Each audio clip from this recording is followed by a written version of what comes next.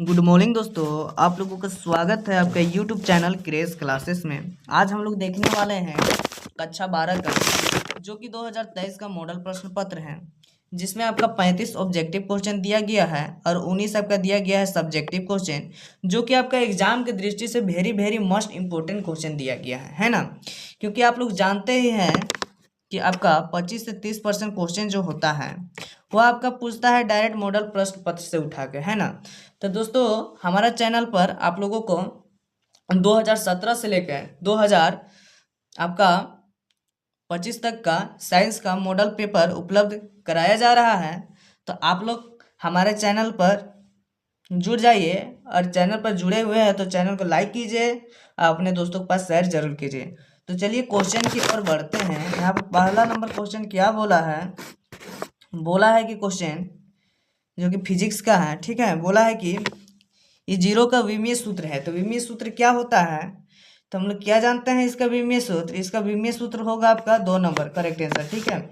अगला प्रश्न देखते हैं क्या लिखा है। गैस के इलेक्ट्रॉनिक्स के नियमानुसार क्या होता है।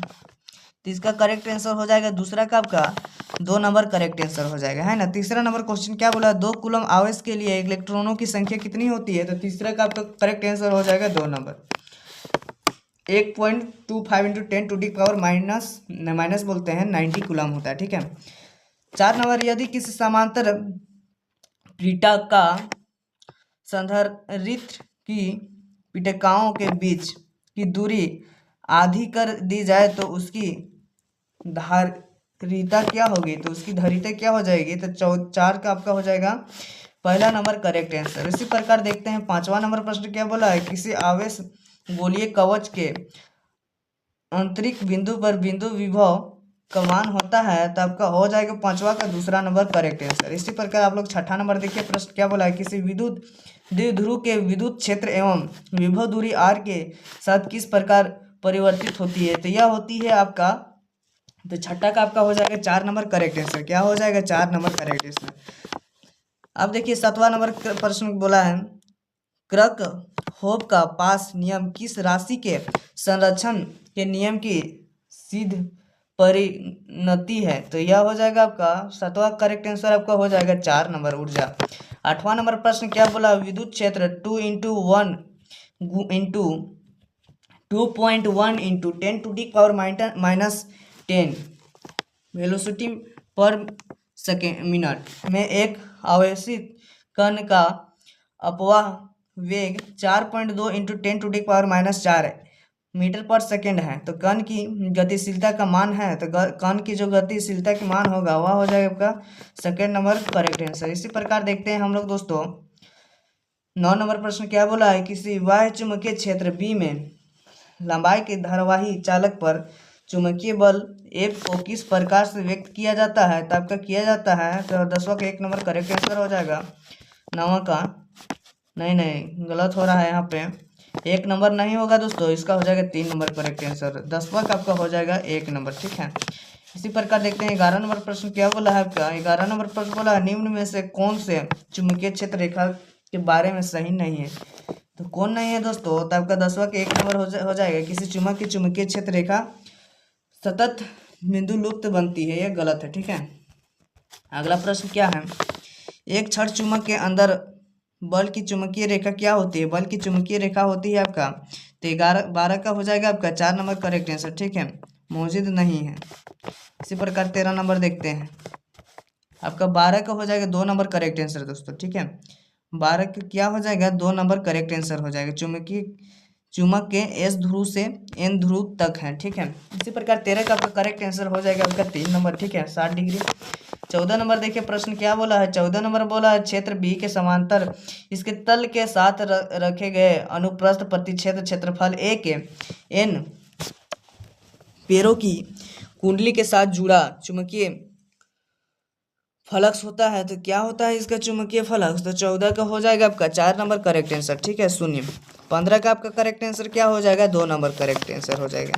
क्या हो जाएगा 15 नंबर, फ्लेमिंग के दाएं हाथ का नियम, ठीक है। इसी प्रकार 16 का आपका आंसर हो जाएगा, 16 का क्वेश्चन देख लीजिएगा दोस्तों, है ना। 16 के यहाँ पे क्वेश्चन क्या हो जाएगा, 1 नंबर हो जाएगा करेक्ट। इसी प्रकार 17 क्या बोला है, ये एक 100 ओम के प्रतिरोध को 220 वोल्ट और 50 हर्ज की एसी सप्लाई से जोड़ा जाता है, तो परिपथ में धारा का वर्ग माध्यम मूल्य मान क्या होगा, तो जो होगा तो दोस्तों वह हो जाएगा आपका 17 का हो जाएगा आपका 3 नंबर करेक्ट आंसर, 2.2 एम्पियर, ठीक है। इसी प्रकार 18 का आपका करेक्ट आंसर हो जाएगा 1 नंबर।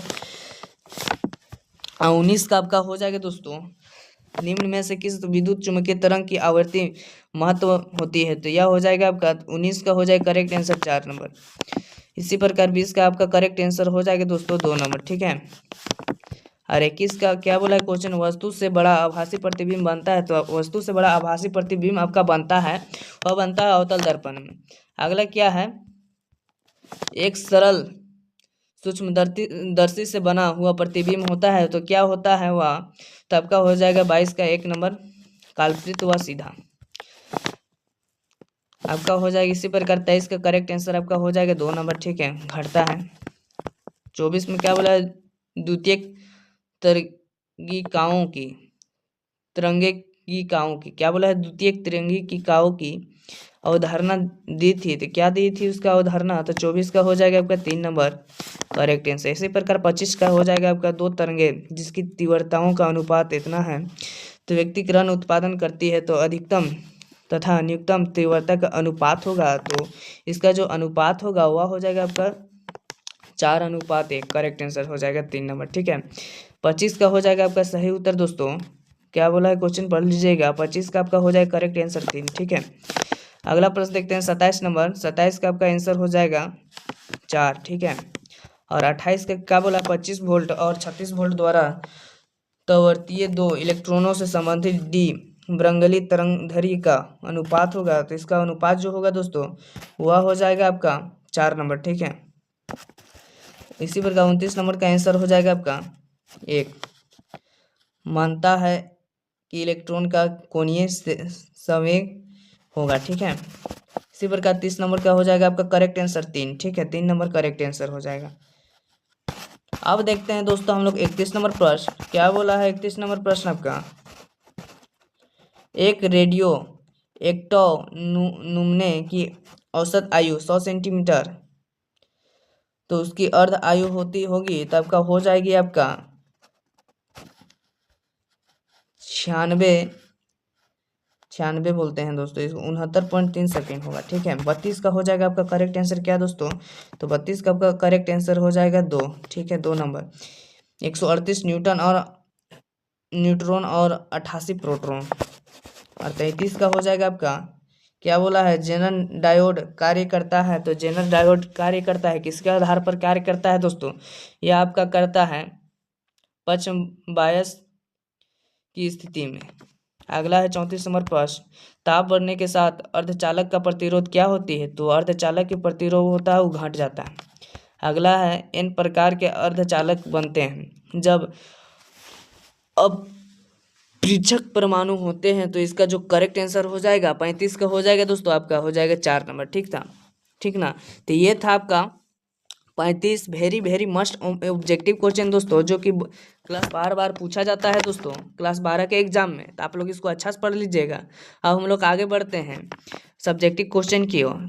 क्या दिया गया है सब्जेक्टिव, आगे आपका दिया गया है फिजिक्स का जो कि सब्जेक्टिव क्वेश्चन है दोस्तों। क्या बोला है, इलेक्ट्रॉन और प्रोटॉन के बीच कौन सा बल अधिक शक्तिशाली है, स्थिर विद्युत बल या गुरुत्वाकर्षण। तो हम लोग क्या जानते हैं, इलेक्ट्रॉन और प्रोटॉन के बीच स्थिर विद्युत बल और गुरुत्वाकर्षण बल सबसे अधिक शक्तिशाली होता है, ठीक है। अगला क्या है, प्रोटॉन को यूनिफॉर्म मैग्नेट फील्ड में किस कोण पर गति करनी चाहिए ताकि वह अपनी प्रारंभिक दिशा में चलता रहे,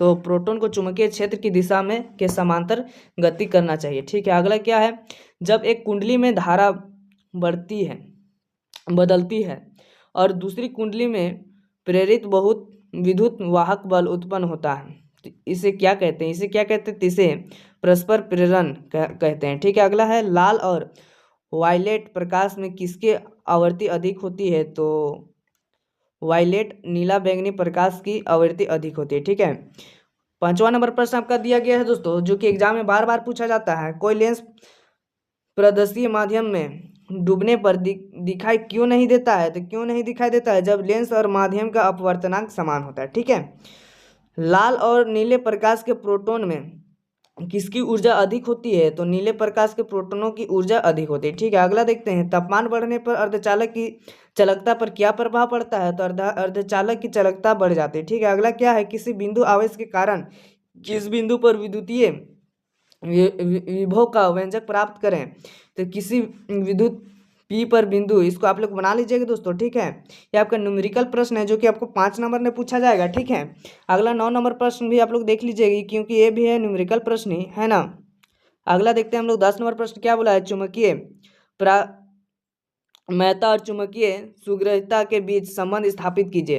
तो चुंबकीय परिमाण का जो हो जाएगा और चुंबकीय संग्रहिता हो जाएगा। ठीक है, इसका हो जाएगा, यह आंसर आ जाएगा। ठीक है, 11 नंबर देखते हैं, कोई चालक छड़ समतल चुंबकीय क्षेत्र में गति करती है तो छड़ के सिरों में प्रेरित विद्युत वाहक बल व्यंजक प्राप्त करे बोला है। ठीक है, तो यह भी आपका न्यूमेरिकल क्वेश्चन है दोस्तों, आप लोग इसको बना लीजिएगा।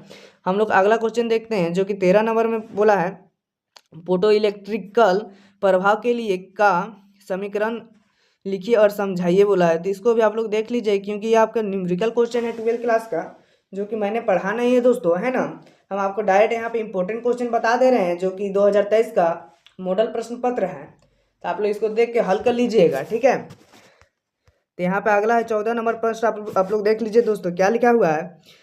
रैकेट फायर क्या है? तो रैकेट फायर क्या है, यह किस सिद्धांत पर काम करता है बोला है ना। तो रैकेट फायर एक युक्ति है जो एसी को डीसी में बदलता है। क्या करता है? डीसी में बदलता है।